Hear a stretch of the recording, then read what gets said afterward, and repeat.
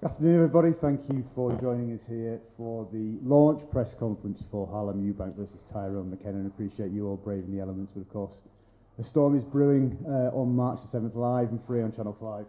A tremendous fight to open the Wasserman boxing account for 2025.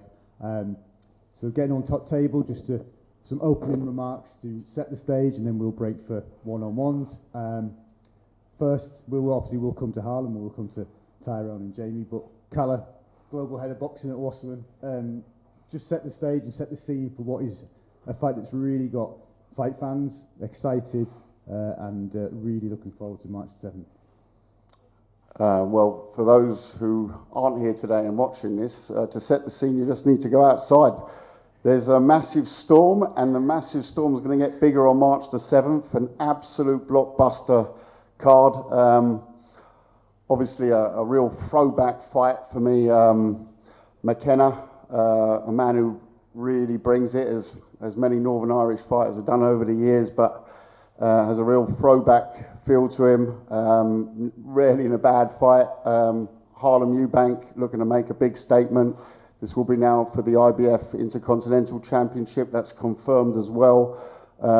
Meaning that the winner gets a place in the top 10 of the world. So all at stake, big year for us, and an absolutely massive card. We've got to talk about the card as well. Obviously super exciting news. Mick Conlon joining Wasserman Boxing last week. Big media day in London with him tomorrow. He'll be on the card as co-feature. But we've got the likes of Tom Welland, who made a real impression last year, Dan Toward, Cody Smith returning, Tommy Welsh, the absolute star of Brighton, the heavyweight star, that proud family history. I go back many years with the old man, and delighted to have him and some other great local talent on as well. But it's an absolute stacked card. My brother has put together, I think it's 11 fights. So March the 7th, we had a great experience here already last time, and we expect this to be a really hot atmosphere, which is pretty difficult to say on a day like today when the storm blows in Brighton. But looking very forward to this, and as I said, an absolute banger of a main event to kick off the year live and exclusively free on Channel 5. Jamie, great to have you with us today. Just get your thoughts. You know both guys really well and know better than anybody what type of fight we're going to have and how these styles and these personalities and these fighting men are going to collide to create something special live on Channel 5. Yeah, exactly. The Eubanks have a long-standing history with the Irish in terms of fights. Chris Eubank Senior, Harlem's uncle, has been over to Ireland a few times and broke Irish hearts, but then Irish hearts have also broke the Eubanks' hearts. So it's really got intrigue into it. Tyrone is the mighty Celt, so he has the similarities to Steve Collins in that essence, in the same fighting style and the fighting spirit. So Harlem is going to have to kind of dig down to that Eubank name and that core, what his uncle possesses, and really bring that to the fore on March the 7th. And I think it's a fantastic bit of matchmaking from Nissa and Calla. It's a real gem of a fight. It's a real fantastic trade fight. It's a fight that can show the true identity of both men. Harlem has the massive opportunity of fighting probably the biggest name on his resume, a guy who's been there and done it, fought the Jack Ketterals of the world, Regis Prograis, and has coming off his career, probably his career best performance.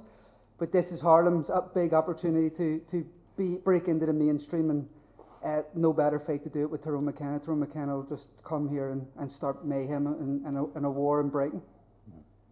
Indeed, Tyrone, we were with you yesterday, and I think maybe people would be fooled because you're so relaxed and amenable. But when we talked about the fight, you did promise war. I've said from a few fights ago that I'm only going for wars. I love wars. I enjoy standing toe to toe, trading with other fighter and breaking his heart. March 7th will be no different. We'll be able to swim in the blood in the ring after that fight. I'm going for this. This is going to be non-stop action. I don't think Harlem's ready for this. I think he's been guided to 20-0. I think he's been guided with his last name, and I don't think he's ready. I think it's a step up too much for him, and I'm gonna show it on March 7th. Harlem, Tony, right to come to you to respond to what Tyrone's just said. you know, Tyrone's he's gonna be in for a hard night. He likes the wars. You know, he's picked the wrong one this time, and he'll find that out the hard way on March 7th. But he's operated at a very high level. You know, he'll think that because of that resume, and that he's fought at, you know, up to world level, and he's fought great opposition. You can't take that away from him. He'll believe that he is, you know, going to walk into this fight and going to come out victorious. And, you know, I'm here to put an end to those mistruths that he's planted in his head. And I think he could be in for his toughest night. Tyrone, you were shaking your head. Yeah, I mean, he can beat the Luder if he wants. He can make stuff up in his head if he wants, and try and get him through his camp. But when it gets down to the March 7th, he's going to find out that I'm not deluded. I'm going in there and I'm going to absolutely beat him up. Tyrone, we spoke yesterday, sort of self-styled hardest man in Ireland. Is that still what's coming for Harlem on March the 7th?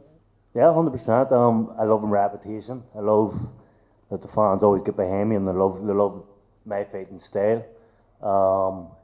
And it's been no different on March the 7th. Harlem will find out why I'm the hardest man in Ireland. Harlem, this sounds, and what we know about Tyrone, that maybe for the first time in your career there's going to be somebody with seriously bad intentions coming. What's it going to do to your performance? How are you going to raise your levels, and what are we going to see on March the 7th? It's going to be beautiful. That's what I've been waiting for. You know, someone that thinks they're really going to come and bring a war, come and bring a fight to me. You know, that's what I've signed up for. And, you know, if he is the man to do that on March 7th, the fans are in for a treat, you know, and Tyrone's in for a painful night.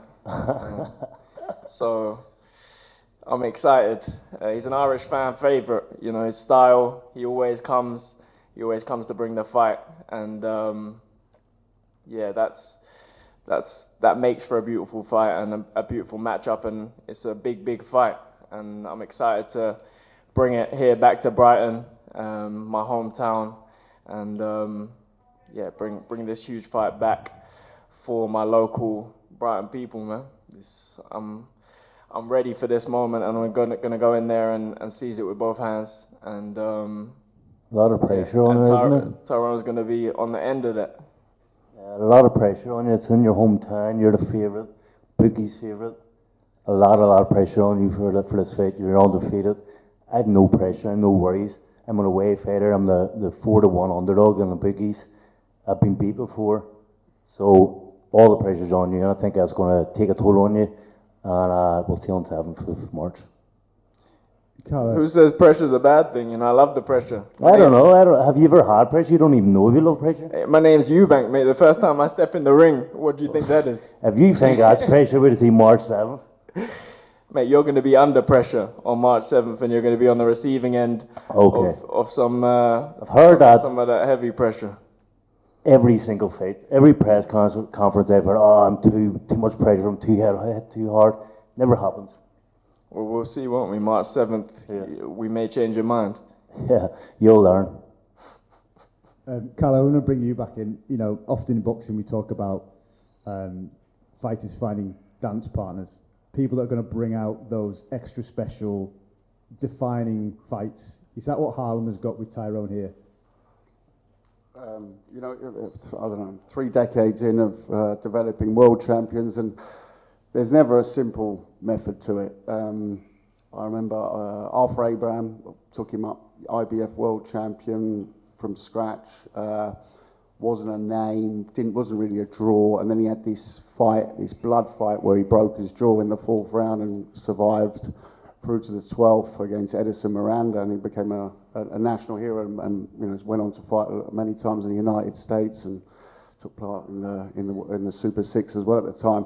It's about heroic moments, the sport, and it's about, yeah, you know, go back and tell your grandkids later, I was a world champion, that's great, but it's about those fights that define your career, and you look for those. And you know, last year was a tricky year in the Harlem Eubank camp for all of us, and you know, I'm not going to paint over the last opponent. We'll take that on the chin, not for Harlem, because I think he just didn't turn up. I think it was a rubbish fight. It wasn't down to Harlem. It was, you know, it takes a dance partner. And then, you know, we looked at Tyrone, and it was straight away like, yeah, that feels all right. You know, he's got a CV. I've worked with Regis Progress, obviously, in the past as well. So I know the levels he's been at, but it's also one of those fights where, you know, boxing has that platform on Channel 5. You know, Harlem's averaged 2 million viewers across the United Kingdom. We talk about faces in the sport. There's no one more watched in the last 18 months than Harlem Eubank. 2 million viewers. And that wasn't a great fight, the last one. The one before was. And it was, he's constantly got this huge platform.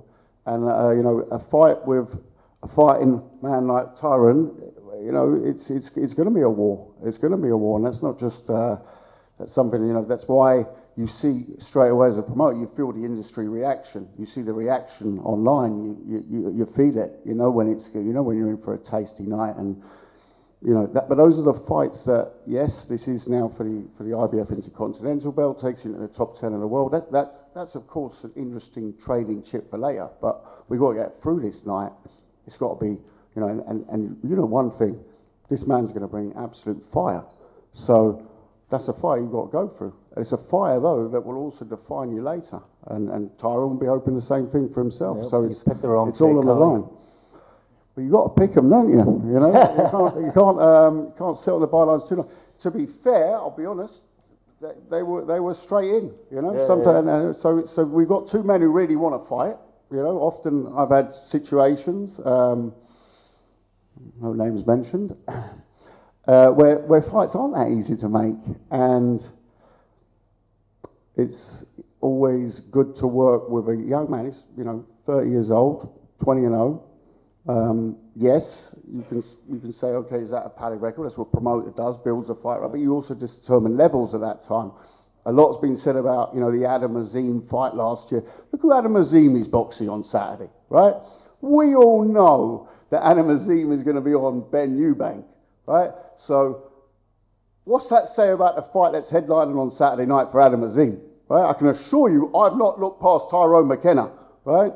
But I can assure you that Saturday night, I've forgotten the name of the opponent, but it is this, the fellow that Adam Azim is boxing, he's already signed for a fight in a month later. So what's that say about your main event? What's that say about how Adam Azim's career has been judged and being progressed? How's that progression? Right? Well, let's be honest about it. I was totally honest last year. I said, no, listen. We called the build back to business, right? It wasn't, you know, the Raging Bull or something like that. No, we knew we had to take a comeback opponent. He'd been out the bloody ring. His head went through a windmill last year in terms of what Azim fight on, off, whatever, face-offs in rings that weren't even allowed. All this stuff. So what do you think? I'm going to put him in against Marvin Hagler? No, he got a touch. It was unfortunately a tricky touch, but it was called back to business. This is the real deal. March 7th, Brighton. You'll see who the best welterweight in the United Kingdom is. Thank you. You're going to be on the receiving end. Don't worry. Okay. Okay, I know you guys are all desperate to speak to the guys one-on-one, so we'll quickly wrap it up, but we'll do so with some final fight predictions. Tyrone, I'll start with you. Your last fight, obviously everybody knows. I'm an animal next one. KO again.